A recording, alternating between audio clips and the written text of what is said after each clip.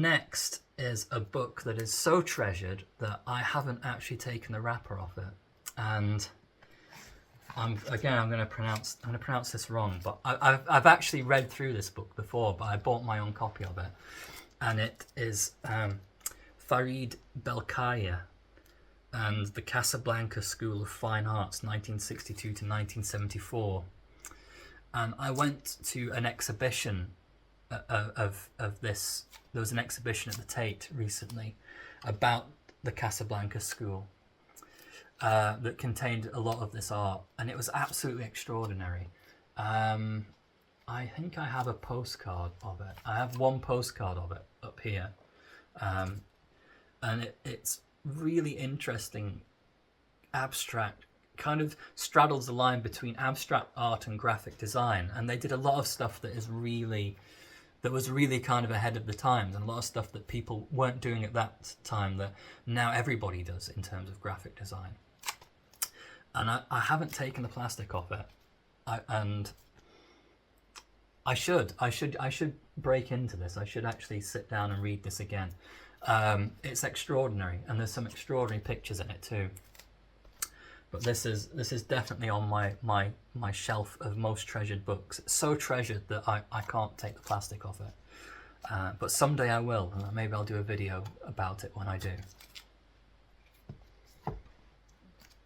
So next we have a couple of books about architecture and about interior design. So my aesthetic preferences in terms of architecture kind of fall between two extreme pillars of the spectrum.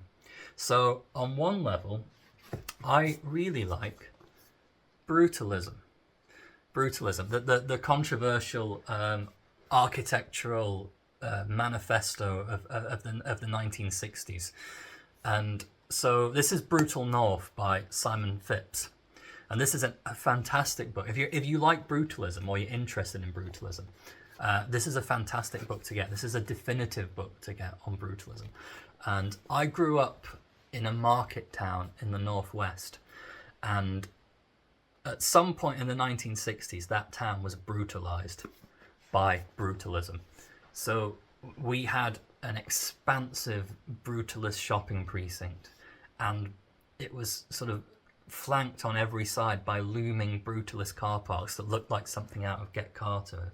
If you've seen the film Get Carter with Michael Caine, it has that, you know, there are these monstrous concrete car parks all over the place, and it was very much like that where I grew up.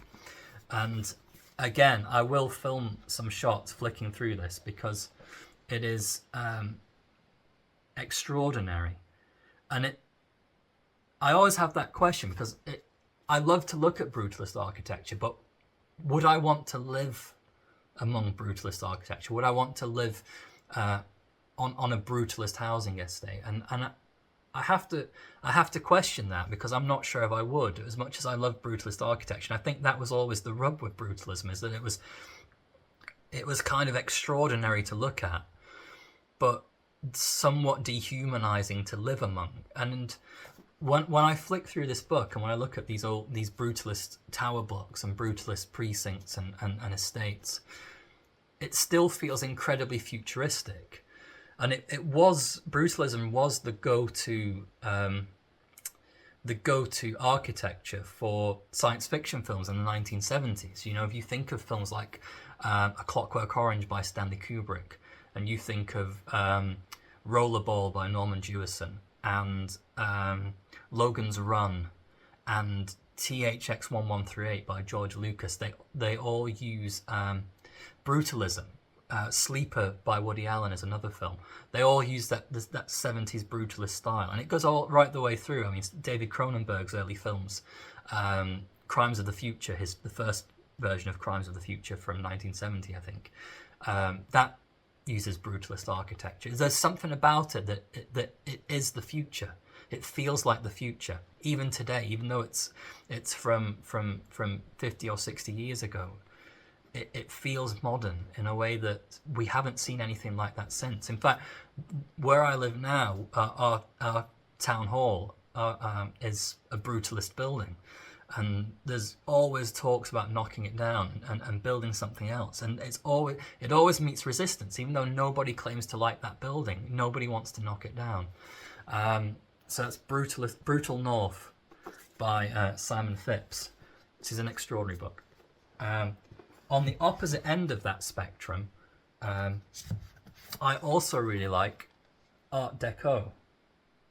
So this is Art Deco Buildings of the Interwar Years by Elain Harwood. And this is a book that I probably take off the shelf and leaf through it once a week. It's that beautiful. It's that extraordinary. And when I was looking through this earlier, I realised that the Royal York Hotel which is in the Isle of Wight, it's derelict now. I'm not sure if it's even still standing, but it's been derelict for a number of years. But I stayed in that hotel when I was a child. Me and my family stayed in that hotel, and I've seen urban explorer videos where people break in and go around it and take photographs, and it's always really staggering, because it's like in the film The Frighteners, the Peter Jackson film with Michael J. Fox. There's a scene where Michael J. Fox is exploring a derelict hospital, and the film is intercutting between past and present. So the hospital, when it was functioning, when there was this terrible atrocity and this terrible crime happened, and then we've got Michael J. Fox as a psychic investigator. It's cutting between past and present. It does it really creatively because it's a Peter Jackson film. It does it in this extraordinary way where it's kind of like a light going on and off, and the light comes on and suddenly it's pristine and clean and modern, and then the light goes off and it's dark and gothic and decaying, and it's full of cobwebs and mold. And it's like that when you watch those urban explorer videos of that hotel, because I remember it. I can vividly see it as it was when we went to it in the 1990s, late 1990s. And it's still there. I think it's still there, but it's this decaying, derelict, abandoned space. But not all of the Art Deco buildings are like that. There are some that are extraordinarily preserved and still extraordinarily beautiful. And I honestly, I take this off the shelf once a week and I look through it and I read through it. And I could look at it every day. It's extraordinary. Again, this is in much the same way that Brutal North is a kind of definitive book about brutalism. I think this is a definitive book on Art Deco.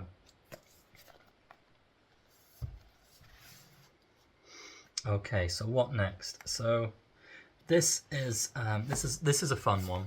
This is Something Wicked from Japan. Ghosts, Demons, and Yokai in Ukiyo-e Masterpieces. My Japanese pronunciation probably isn't very good, but I got this a couple of years ago, and it's another art book. It's another book on art. And again, it's hugely imaginative, hugely surreal, but it's also a piece of history as well. It's also, this is actual history in this art, recorded in art. And again, I'll have some shots where I leaf through this, because it is just talking about it. It's not a text-heavy book. It is mostly images, but it is absolutely fantastic.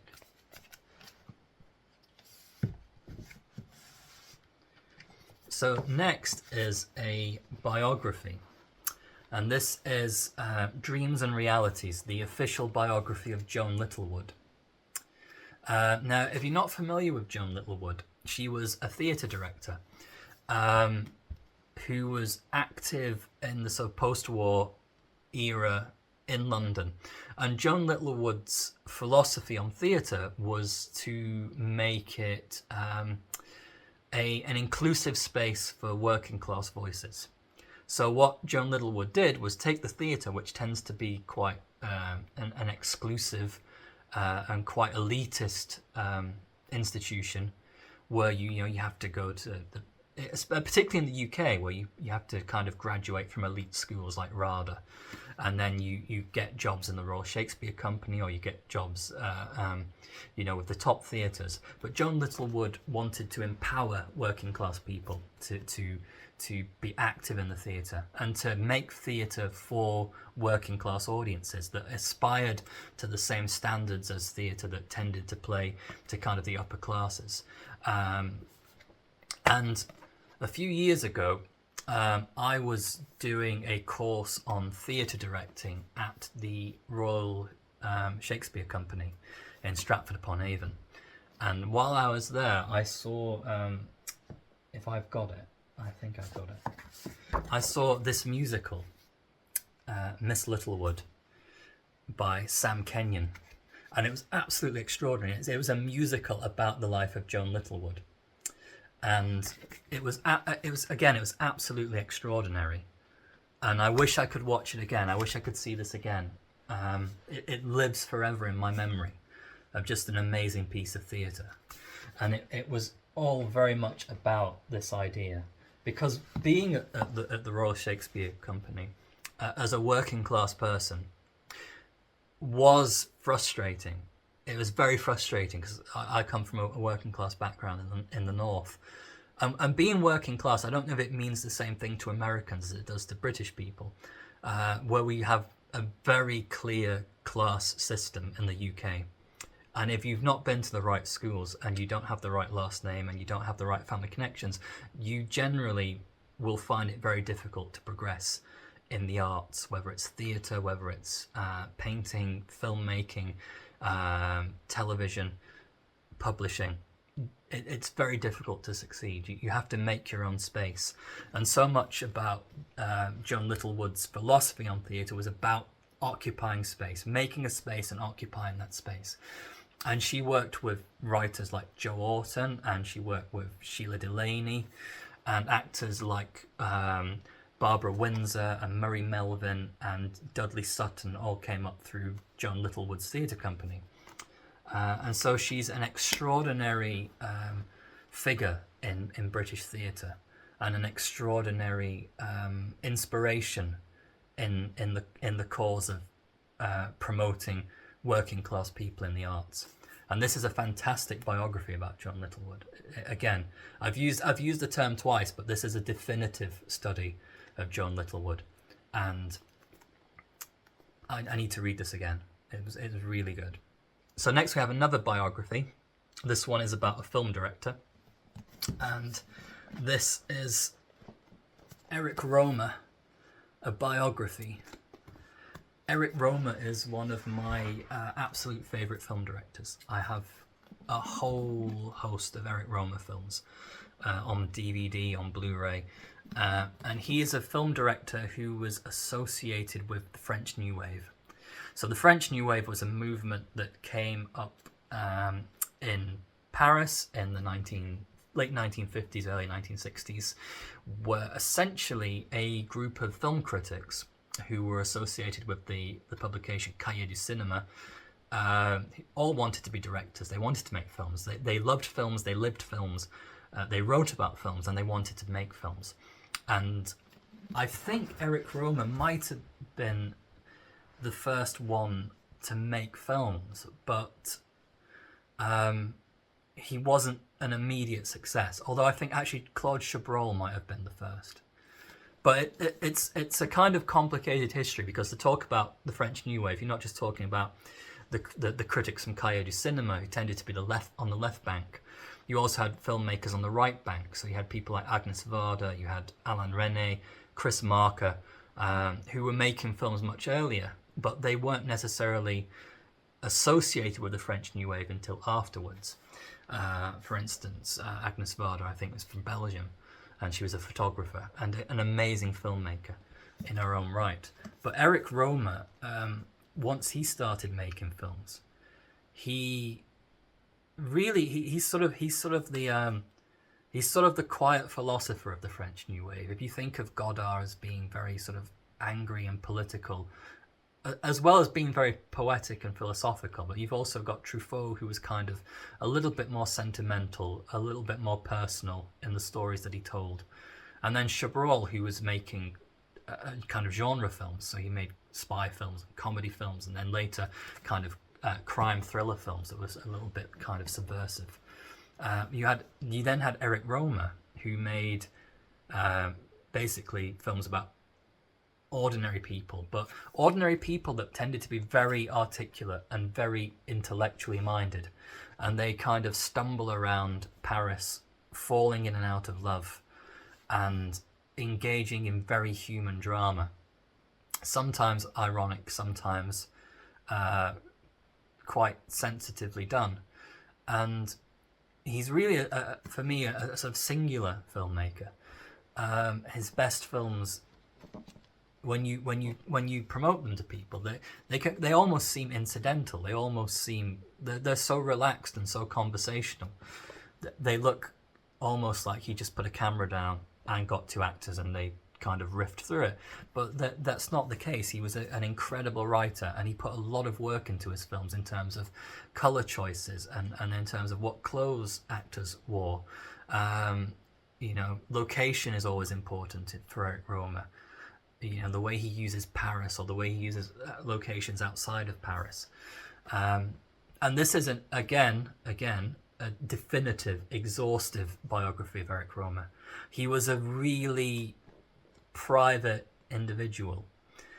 Éric Rohmer isn't his real name. He took Éric Rohmer. Rohmer refers to Sax Rohmer, the author who did the Fu Manchu books. His real name was Maurice Scherer. I'm pretty sure that's how you pronounce it. Maurice Scherer.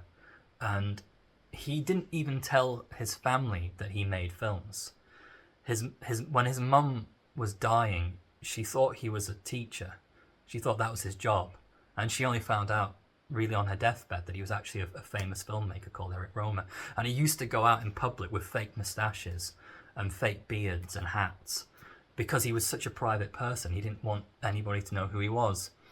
But he made these extraordinary films like The Green Ray, films like The Four Adventures of Rinette and Mirabelle, and A Tale of Summer. He did 4 films, which are the tale of the 4 seasons. So he did Tale of Springtime, Winter's Tale, etc., etc. And they're just these relaxed conversational films. But then he did historical films, which are really stylized and really theatrical and really kind of deconstructive, like Percival Le Gallois, The Marquis of O, The Englishwoman and the Duke. An Englishwoman and the Duke is kind of filmed entirely on sort of a very kind of blue screen. I don't know if they use blue screen or if they use chroma key, but it's filmed in front of a screen, and it's basically actors interacting with flat paintings from the historical period when the film was set. And it's such a there's such an anomaly in his filmography, but at the same time completely essential, and just as essential as films like Tale of A Summer's Tale, or My Girlfriend's Boyfriend, which is one of my favourite films of his, Full Moon in Paris. He's just a great filmmaker, and this is a huge biography on Éric Rohmer. And I can't even remember how I found it or where I found it, but I did, and it's one of my treasured books.